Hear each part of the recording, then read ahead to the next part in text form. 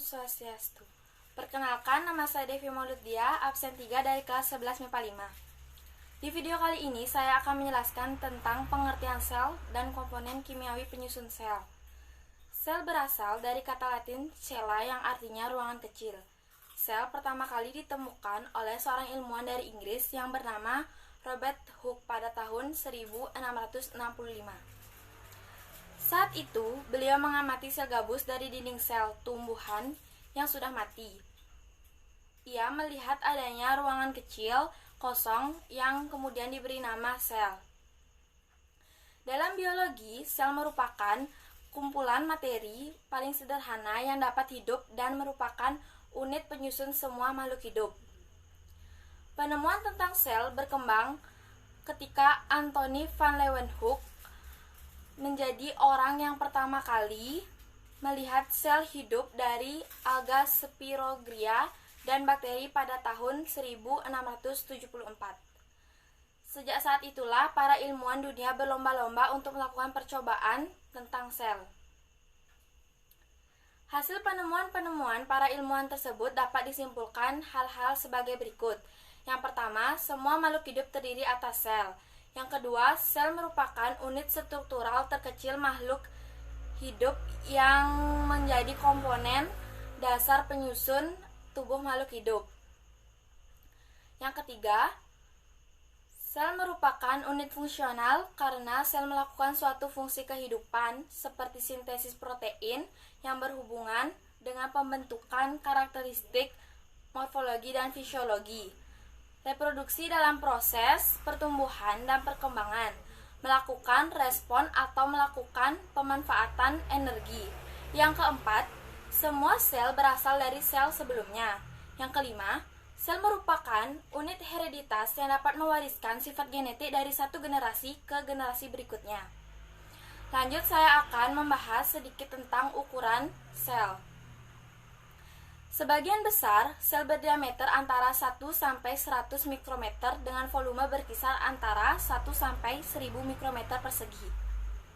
Sel hewan berdiameter sekitar 20 mikrometer, sel tumbuhan berdiameter 40 mikrometer, sel amoeba 90 sampai 800 mikrometer, dan sel alga yang besar berdiameter 50.000 mikrometer.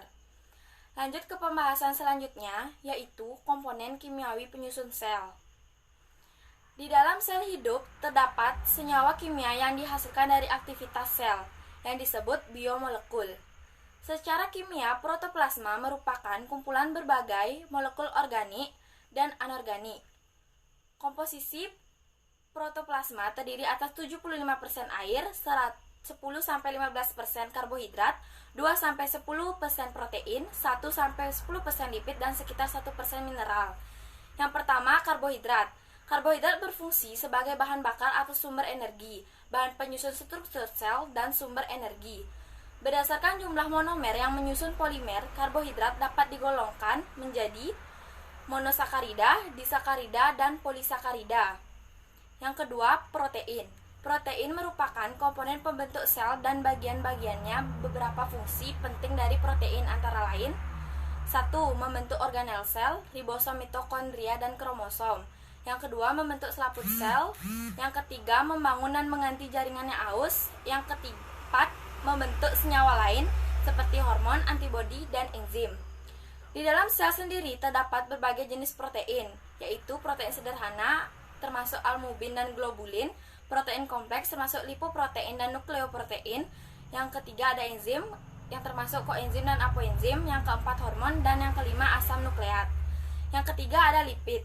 Lipid berfungsi sebagai komponen struktural membran sel, cadangan bahan bakar atau sumber energi, lapisan pelindung, komponen vitamin, dan komponen hormon. Lipid bersifat hidrofobik, yaitu sedikit atau tidak memiliki afinitas atau ketertarikan terhadap air. Yang keempat ada asam nukleat. Asam nukleat berfungsi sebagai pembawa faktor genetika, koenzim, pembawa energi, dan pengatur biosintesis protein. Asam nukleat merupakan polinukleotida, yaitu suatu polimer yang satuan penyusunnya adalah nukleotida.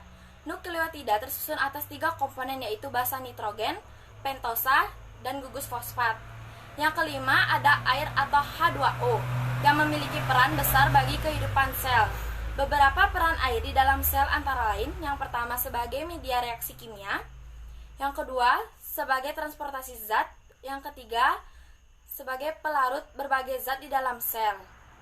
Yang keenam ada garam mineral, yang sebagian besar terdapat bentuk ion positif atau yang disebut anion dan ion negatif atau yang disebut kation. Contoh garam mineral dalam sel yaitu ada NaCl, MgCl, CaSO4, NaHCO3. Sekian video dari saya, mohon maaf apabila ada kesalahan kata. Saya tutup dengan promo Santi. Om Santi Santi Santi Om. Terima kasih.